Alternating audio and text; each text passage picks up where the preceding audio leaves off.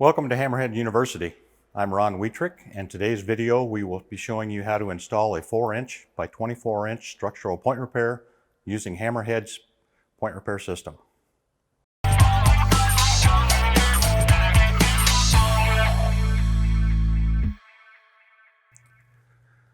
As with any CIPP system, the first step is to inspect the hose pipe to identify the issue. While we're cammering the line, we also want to look to verify the ID of the pipe and also see if there's any debris, roots, or scale that need to be removed before we make the repair.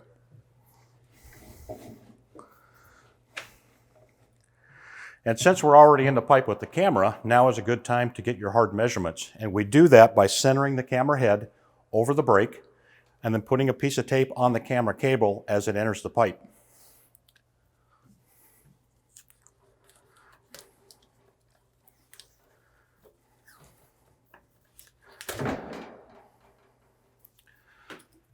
In this scenario, we'll be repairing a 2-inch diameter hole in the top of the pipe.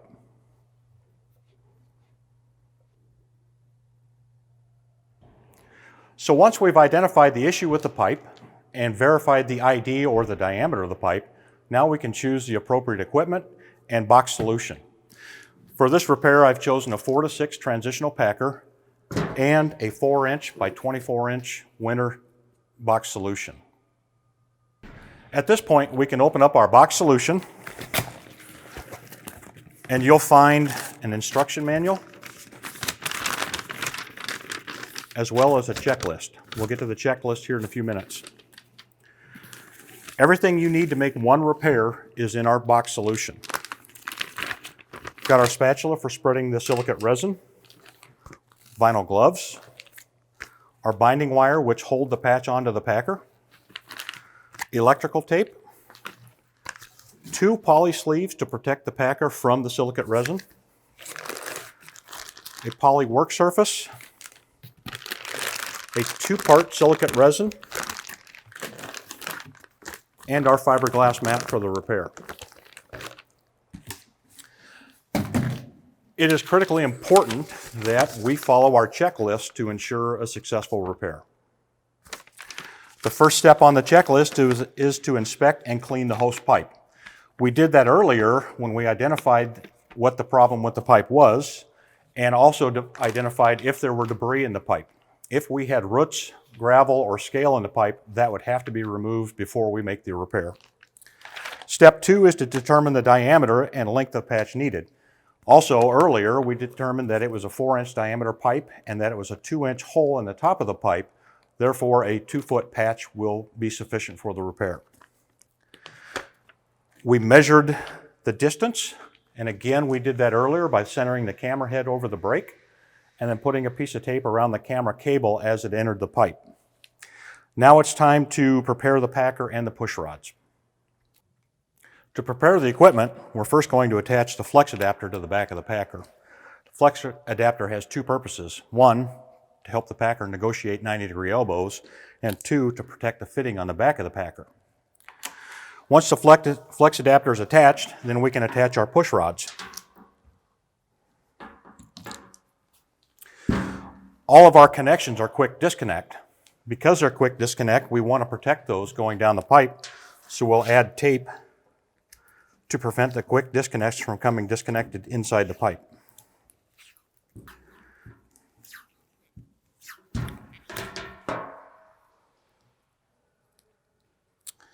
Now that our equipment is assembled, we can go on to testing the equipment. It's important to test the equipment to make sure we don't have any air leaks in our fittings, as well as to make sure the packer is in good working order. We'll test the equipment by inserting it inside of a piece of pipe above ground.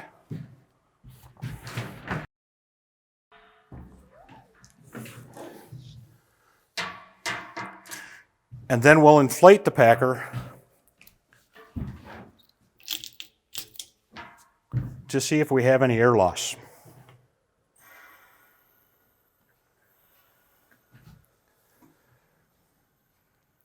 With this step, we're also going to find out how much air pressure it takes for the packer to come in contact with the pipe wall. The minimum amount of pressure that we need to come in contact is going to be written on our checklist, and that'll be the pressure we use when we're doing the actual live repair.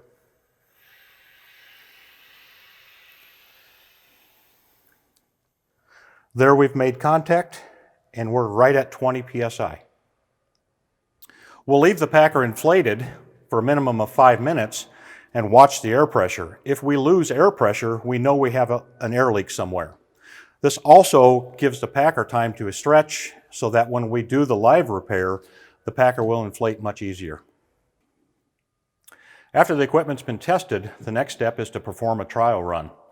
There are 3 steps to a trial run. First, we must put the protective sleeve on the packer. Then we'll stretch the packer and the push rods out next to our camera so we can transfer our tape mark over so we have our good hard measurement. And then 3 is actually pushing the packer into place to make sure we can get the packer to the point of repair without any problems.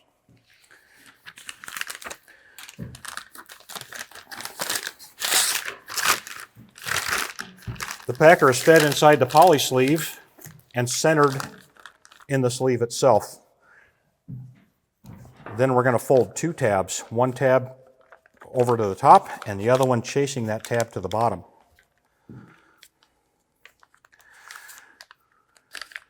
We use electrical tape to hold the poly sleeve on the packer, and the poly sleeve will actually come back out with the packer after our repair is completed.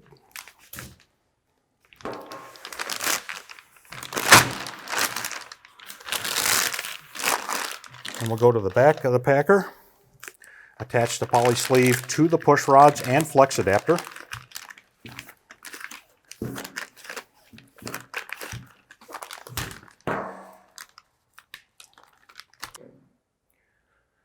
To transfer the tape mark from our camera cable over to our packer and push rods, we'll center the camera head between the 2 white lines and then follow the camera cable back to our tape mark, which we applied earlier, and then put our new tape mark on our push rods. This ensures that our packer and our point repair end up exactly where we want it to. Before we put the equipment inside the pipe, we first must attach our pull rope or our safety rope. The safety rope is designed to pull the packer out of the pipe once our repair is complete, and the push rods are designed to push the equipment down the line. You don't want to use the push rods to pull the packer back out once the repair is complete. Now that we've got our safety rope attached, we can perform our dry run. We'll come over to our clean out. And we're simply going to feed the packer into the pipe, again using the push rods, push the packer down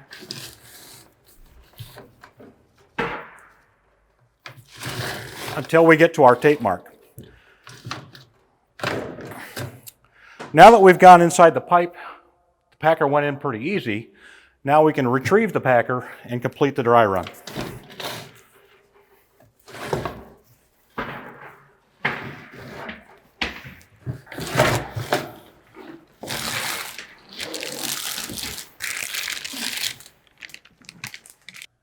So now that we've performed our trial run, we can lay out our point repair material.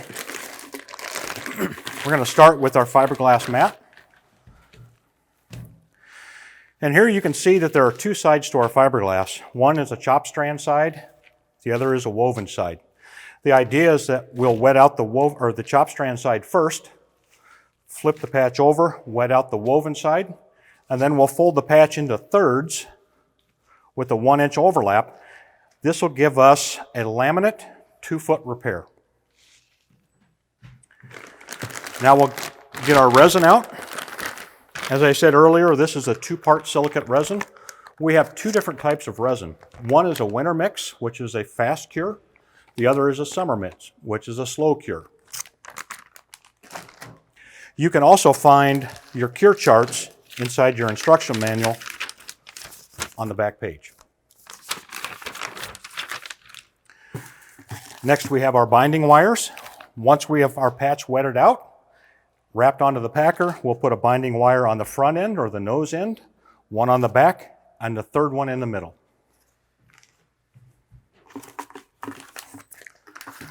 There's our vinyl gloves, our spatula for saturating our mat, and also our second poly sleeve. Now we used the first poly sleeve on our trial run. It's important that we replace that sleeve and put a fresh sleeve on for the actual repair. So we'll do that now.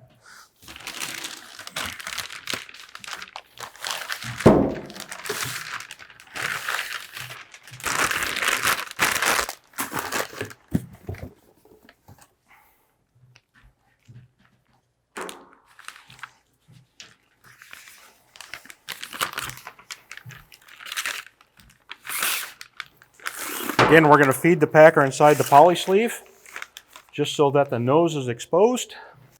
And then we're going to tape the poly sleeve onto the nose of the packer.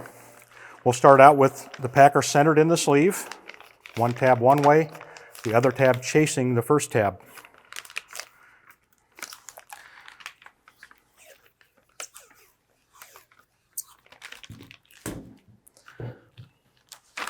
Then we'll move to the back of the packer.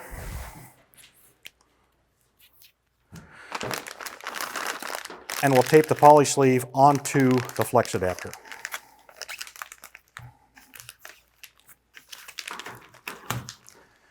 Now at this point you can see that we have air trapped in our poly sleeve.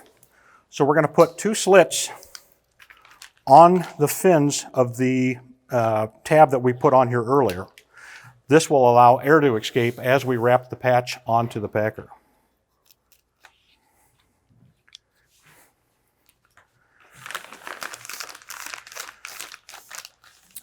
Now the packer is prepared and ready for the live repair.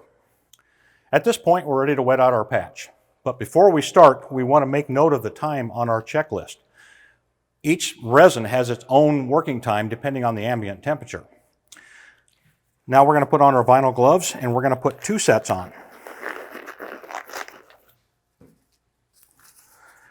We are using a silicate resin, and one of the beautiful things about silicate resin, it can and will set up completely submerged in water. So if we have I&I in the pipe, we can use this repair to shut off that infiltration.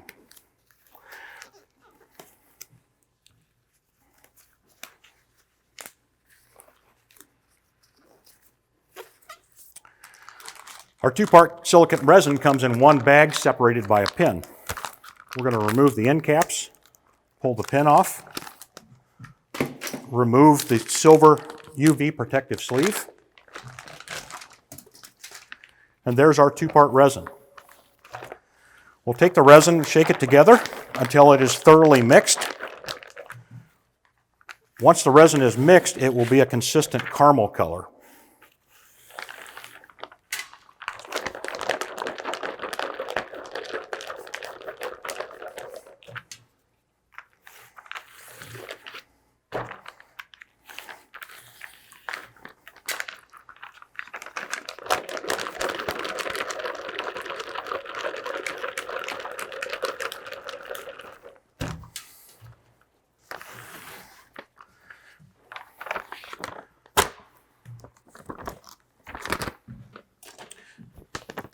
Now we're going to dump out about 60% on the chop strand side.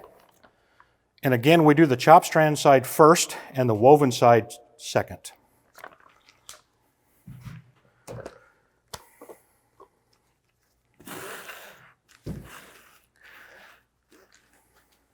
As we spread the silicate resin out, you'll start to see that it absorbs in the fiberglass.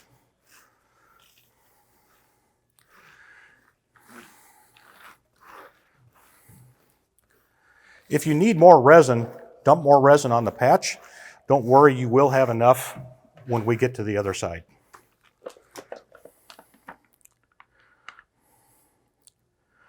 We want to make sure that we don't have any dry spots on our patch. If we have a dry spot, that's where you'll have a failure, or you could have roots or water infiltration make its way in through your patch.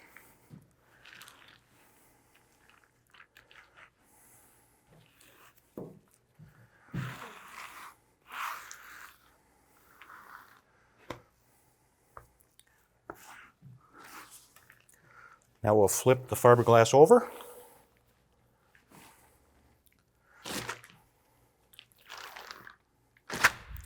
You can see here that the resin has already started to saturate and make its way through the fiberglass.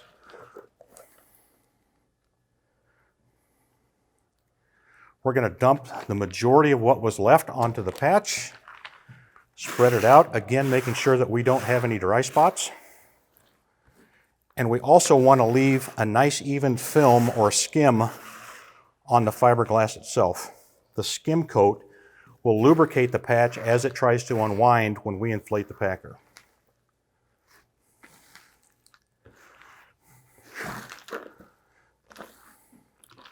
One thing you'll notice about when using our silicate resin, there are no fumes. I'll add just a little bit more.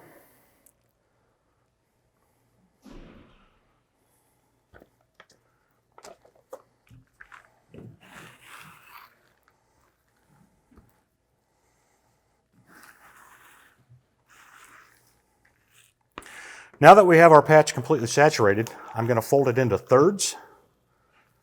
And again, by folding it, it gives us a 2-layer laminate. And it gives us our 2-foot width for the patch.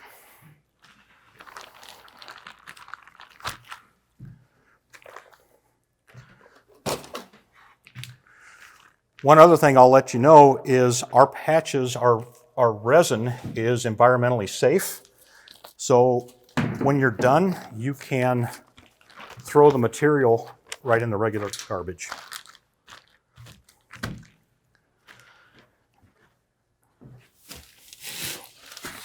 Now we're going to place our patch between the 2 white lines that we spoke about earlier. This is our 2-foot repair mark. And we're simply going to roll the fiberglass around the packer as tight as we can. And we're also going to tuck the plastic in so the plastic doesn't become tangled with the patch.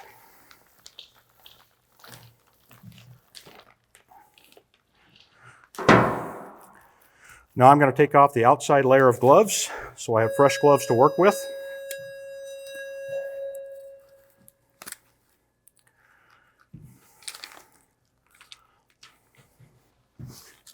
And now we're going to attach our binding wires. On the 4-inch, 3-inch and 4-inch repairs, we use binding wires. On larger diameters, we'll use zip ties.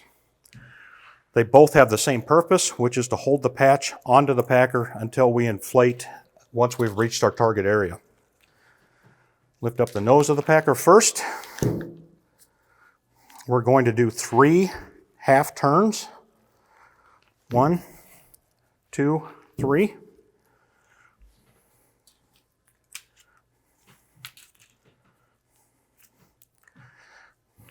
The back side. And it's important that we put these binding wires on as tight as we can. We want to cinch that fabric. 1, 2, 3. And the third and final binding wire goes in the center of the patch. 1, 2, 3.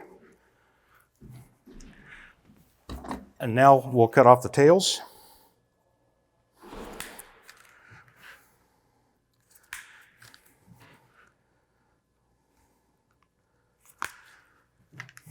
Now the packer is ready to go to be inserted inside the pipe. So when inserting the packer into the pipe, we want to watch this lead edge. We don't want to catch the fiberglass on the edge of our cleanout. And now we're simply going to feed the packer into place.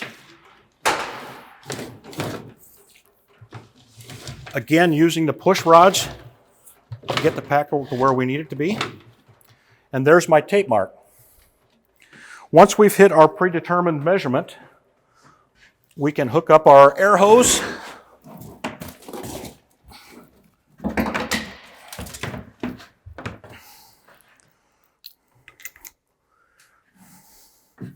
So as we determined earlier, we're going to use 20 psi to make this repair. So I've got my blow off closed. I'm going to open up my air valve, and I can use my regulator to increase or decrease the amount of pressure I need. As we add air pressure, the binding wire will unravel on itself and allow the patch to expand until it comes in contact with the pipe wall.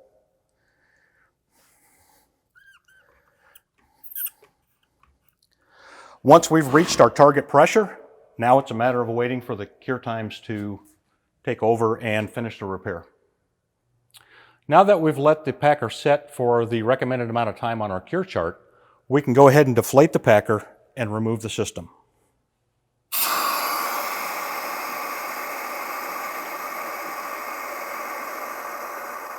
After we've deflated the packer, to remove the packer, we're going to do a quick jab in with the push rods, and then we're going to pull it back out with the safety rope.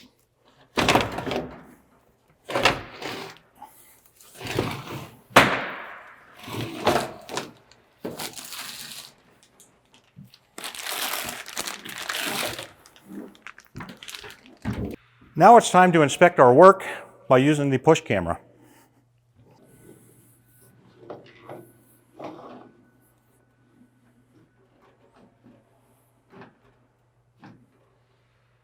If you like what you've seen here today, visit us at hammerheadshop.com, or you can call the factory at 1-800-331-6653.